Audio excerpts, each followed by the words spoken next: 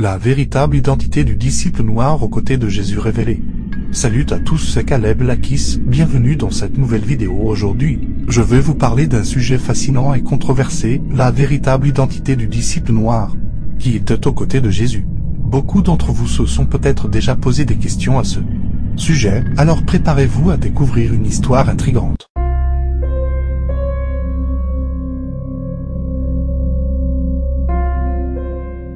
Pour comprendre l'importance de cette révélation, revenons un peu en arrière dans l'histoire. À l'époque de Jésus, la société était profondément marquée par des divisions ethniques et sociales. Les disciples de Jésus étaient principalement issus de la région de la Palestine. Mais il est intéressant de noter que parmi eux se trouvait un homme d'origine africaine, selon certaines recherches historiques et textes anciens. Ce disciple noir aurait été nommé Simon de Cyrène.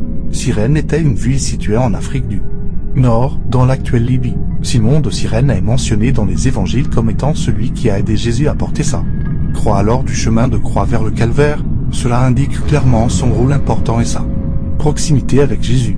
La présence de Simon de Cyrène aux côtés de Jésus revêt également une signification symbolique profonde.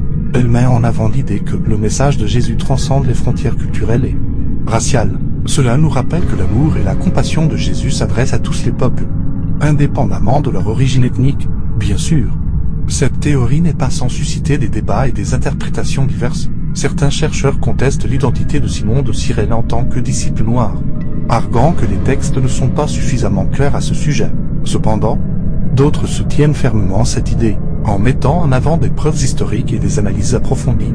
Quelle que soit votre opinion sur le sujet, il est indéniable que l'histoire du disciple noir aux côtés de Jésus est à la fois fascinante et importante. Elle nous invite à repenser notre compréhension de l'époque et à considérer l'universalité du message de Jésus. N'oublions pas que l'essence de sa mission était d'apporter l'amour et le salut à tous les êtres humains, sans distinction.